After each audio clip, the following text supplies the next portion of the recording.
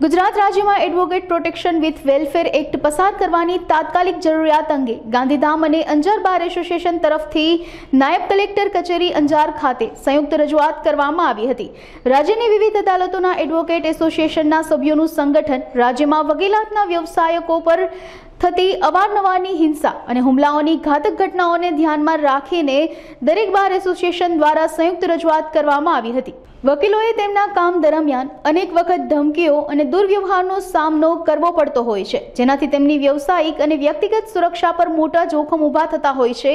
વકીલો દ્વારા આ એક્ટને તાત્કાલિક પસાર કરી યોગ્ય પગલાં લેવા માટે વિનંતી કરવામાં આવી હતી। ગુજરાતમાં ઘણા લાંબા સમયથી વકીલો ઉપર હુમલા થતા રહે છે અને વિશેષમાં વકીલોના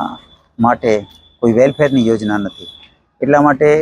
ગુજરાત એડવોકેટ ફેડરેશન દ્વારા એક ગુજરાતમાં advocate વેલફેરનું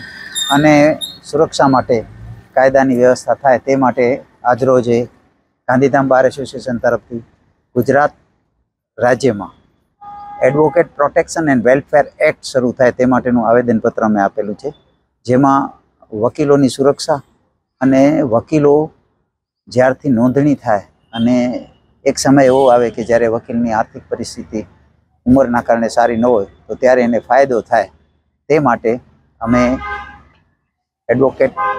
protection and welfare act માટેનું આજે મેમોરેન્ડમ આપેલું છે અને જેમાં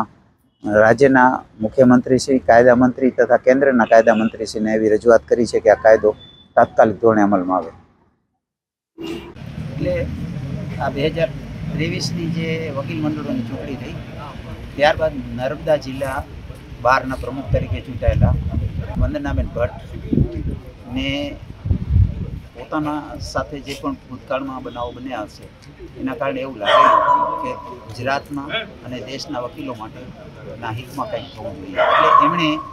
એક આ સ્પૃહના આપી અને એના કારણે રાજપીપળા ખાતે અને ત્યારબાદ બનાસકાંઠામાં અંબાજી ખાતે વકીલો ભેગા થયા અને ગુજરાત એડવોકેટ ફેડરેશન નામની એક સંસ્થા અમલમાં આવી છે અને આ સંસ્થાના નીચે 25 જૂનના રોજ તમામ બાર એસોસિએશનોએ પોતાના વિસ્તારના ડેપ્યુટી કલેક્ટર મામલતદારશ્રીઓને આવેદનપત્ર આપી અને ગુજરાતમાં અને ભારત દેશમાં એડવોકેટની સુરક્ષા માટે કાયદો અમલમાં આવે એવું નક્કી કરેલું। ગાંધીધામ બાર એસોસિએશનની મિટિંગ થઈ અને આજે 28 જૂનના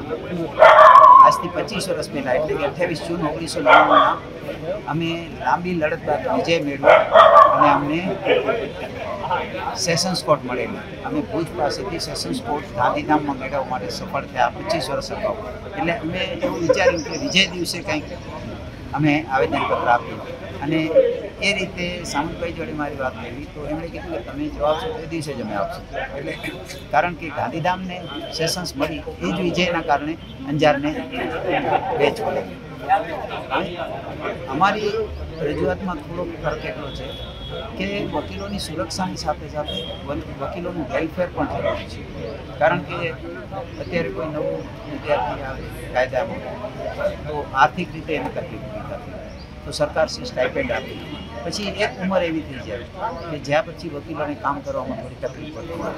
વકીલો માટે રિટાયરમેન્ટની કોઈ ઉંમર તો નથી, સરકાર જ્યારે 58 કે 60 વર્ષે કોઈને રિટાયર કરી દેતી હોય તો 58 કે 60 વર્ષ પછી કે જેણે સતત 10 કે 15 કે 20 વર્ષ સુધી વકીલાત કરી હોય અને એમને આર્થિક રીતે તકલીફ થતી હોય એમની વેલફેર માટે પણ વિચારવું જરૂરી છે।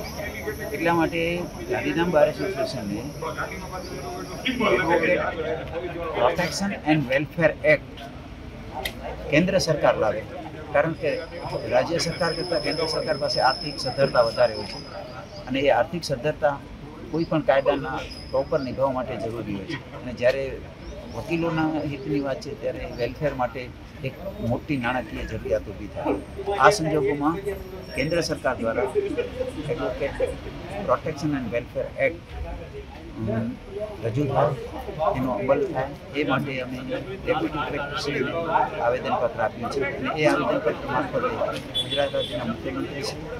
કાયદા મંત્રીશ્રી અને કેન્દ્રના કાયદા મંત્રીશ્રીને અમારી આવી રજૂઆત છે કે તમે આ કાયદો અમલમાં લાવો જેથી વકીલોની સુરક્ષા અને તેમના વેલફેરની કામગીરી થઈ શકે। સમગ્ર ગુજરાતની અંદર જે તમામ બાર એસોસિએશન દ્વારા જે આવેદનપત્ર આપવામાં આવી રહ્યા છે તેની મુખ્ય હકીકત એવી છે કે એડવોકેટ પ્રોટેક્શન એક્ટ કે જે વકીલો ઉપર જ્યારે ગમે તે કોઈ પણ પ્રકારની ગ્રીવન્સ રાખીને હુમલાઓ થતા હોય છે, તેમના ઘણી વખત કોઈ પણ કારણસર તેમના ઉપર હાર રાખીને કે ઘણી વખત કેસના બાને પણ તેમને ઉપર હિંસાઓ થતી હોય છે, એમના માટે થઈ અને ગુજરાત સરકાર સમક્ષ આ વાત પહોંચાડવા માટે આજ રોજે અંજાર બાર એસોસિએશન દ્વારા અંજારના ડેપ્યુટી કલેક્ટર સમક્ષ આજે આવેદનપત્ર અંજાર બાર તરફથી સમગ્ર વકીલો જે હાજર છે અંજાર બારના તેમની હાજરીમાં આપવામાં આવેલ છે અને રજૂઆત કરી અને માંગણી કરવામાં આવેલ છે કે વકીલો ઉપર જે હિંસાઓ થતી હોય છે, હવેના સમયમાં જ્યારે ક્રાઇમ વધતો આવે છે એ સમયમાં જો અત્યારે જો વકીલોને જો પ્રોટેક્ટ કરવામાં નહીં આવે તો આવનારા સમયમાં સમાજનું શું થશે એ પણ એક વિચારવા જેવી વાત છે. વકીલ છે આજે એક સમાજનો એક અભિન્ન અંગ છે, કાયદાથી પ્રેરિત છે, જે સમગ્ર સમાજને સમગ્ર પ્રજાને જાગૃત કરે છે. તે પોતાના હાસિલ માટે જ્યારે ન્યાય અપાવવા માટે લડતો હોય છે તો તેમની માટે ઘણીવાર કોઈના કોઈ ગ્રીવન્સથી તેમના ઉપર પણ હુમલાઓ થતા હોય છે. હાલમાં તાજેતરમાં ગુજરાતમાં ઘણા જિલ્લાઓમાં ઘણા તાલુકાઓમાં આપણે જોવા મળેલું છે કે સમગ્ર રાજ્યમાંથી એ વાત ફૂટી છે કે ઘણી જગ્યાએ તેમને મારવામાં આવતા હોય, કોઈ પણ બહાને